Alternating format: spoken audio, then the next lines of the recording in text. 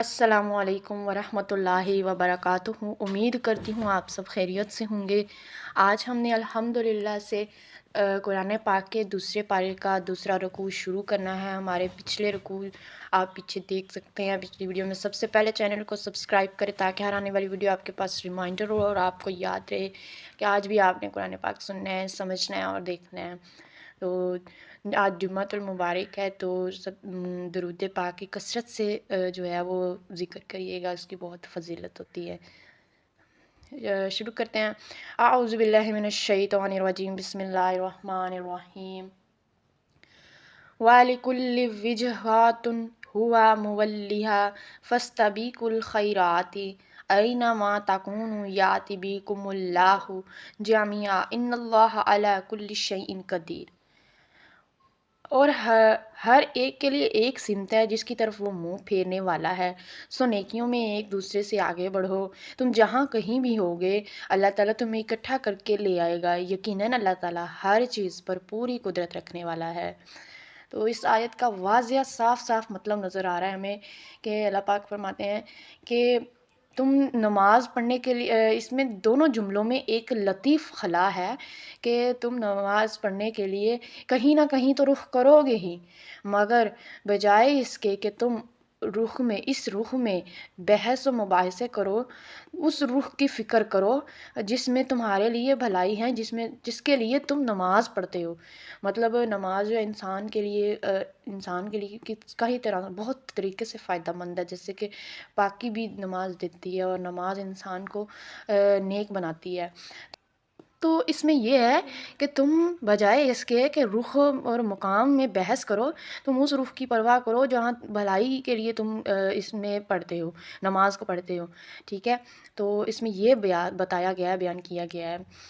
تو آگے پڑھتے ہیں۔ وَمِنْ حَيْثُ خَرَجْتَ فَوَلِّ وَجْهَكَ، اور آپ جہاں سے بھی نکلیں تو اپنا چہرہ مسجد حرام کی طرف پھیر لیں۔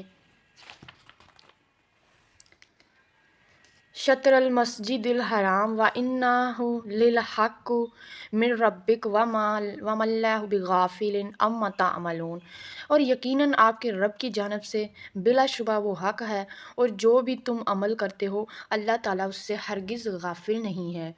تو اس میں یہ ہے کہ انسان چاہے جتنا مرضی انسانوں سے اپنے عمل چھپا لے، انسانوں سے اپنے جو ہے وہ اپنے کردار کی باتیں یا اپنے اندر کی باتیں چھپا لے، لیکن اللہ پاک جو ہے وہ ہر چیز سے جو ہے وہ واقف ہیں، جو عمل ہم کرتے ہیں۔ اور یہ جو آیت ہے نا، اما تعملون، جو تم کرتے ہو اللہ تعالیٰ اس سے واقف ہے، یہ قرآن پاک میں بہت جگہ آئی ہوئی ہے، بہت جگہ آئی ہوئی ہے اس کے جو ہے یہ آیت۔ تو اللہ تعالیٰ ہمیں جو ہے تنہائی میں بھی نیک عمل کرنے کی توفیق عطا فرمائے۔ آگے پڑھتے ہیں۔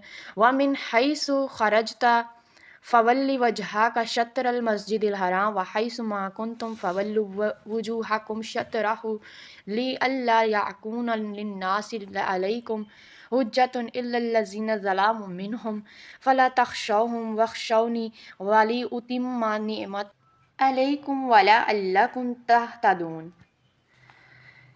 اور جہاں سے آپ نکلے سو اپنا چہرہ مسجد حرام کی جانب پھیر لیں، اور تم جہاں بھی کہیں ہو سو اپنے چہرے اسی کی طرف پھیر لو تاکہ لوگوں کے پاس تمہارے خلاف کوئی حجت نہ رہے، مگر ان میں سے جن لوگوں نے ظلم کیا ہے، چنانچہ تم ان سے مت ڈرو اور مجھ ہی سے ڈرو، اور تاکہ میں اپنی نعمت تم پر کر دوں اور تاکہ تم ہدایت پاؤ۔ تو اس میں یہ ہے کہ ہمیں اللہ پاک کے سوا کسی اور ذات کا خوف نہیں ہونا چاہیے۔ احترام ہے لیکن ہمیں خوف کسی اور ذات کا نہیں ہونا چاہیے اللہ پاک کے سوا، کیونکہ ایک جیسے ایک چیز ہے، اس کو جیسے ایک جانداری لے لیں، غیر خوف، تو اس کو بھی اللہ کا ہی ہونا چاہیے۔ جیسے اس کو کسی نے پالا، جس نے پالا ہے اس کو اس کے سوا کسی اور سے ڈر نہیں لگتا، وہ باقی ہر انسان کے آگے شیر ہوتا ہے، مینس کہ احترام ہے لیکن ڈرنا نہیں۔ تو اسی طریقے سے ہم صرف اللہ پاک کی مخلوق ہیں، ہم پر سارے حقوق، آل اوور حقوق صرف اللہ پاک کے ہیں۔ وہ جو چاہے ہمارے ساتھ کر سکتے ہیں، وہ جو چاہے ہمیں دے سکتا ہے، ہم سے لے سکتا ہے۔ اس میں یہ ہے کہ صرف اسی کی ہدایات پر عمل کرو جو ہدایات اس نے دی ہیں، نہ کہ کسی اور کی ایجاد کردہ ہدایات۔ کما ارسلنا فیکم رسولا منکم، جیسا کہ ہم نے تمہارے درمیان تمہیں میں سے ایک رسول بھیجا ہے، یتلو علیکم آیاتینا ویزکیکم ویعلمکم الکتاب والحکمت ویعلمکم ما لم تکونوا تعلمون، جو تم پر ہماری آیات تلاوت کرتا ہے اور تمہیں پاک کرتا ہے، اور وہ تمہیں کتاب و حکمت کی تعلیم دیتا ہے اور تمہیں وہ کچھ سکھاتا ہے جو تم نہیں جانتے تھے۔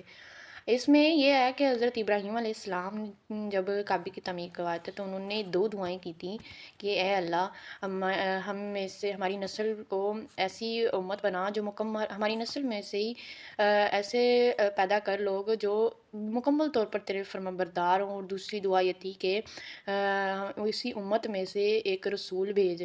تو اللہ تعالیٰ نے حضرت ابراہیم علیہ السلام کی پہلی دعا تو قبول کی کہ انسان کو ایک جو امت محمدیہ ہے اس کو معتدل قرار دیا، متعدل، تاکہ وہ دوسری انسانیت کے لیے ہدایت کا ذریعہ بنے، ٹھیک ہے۔ اس کے بعد دوسری دعا بھی قبول کی، اور ہم اسی امت میں سے حضرت محمد صلی اللہ علیہ وسلم کو انہوں نے بھیجا رسول بنا کر، اور ان کو بہت سارے فرائض عطا کیے۔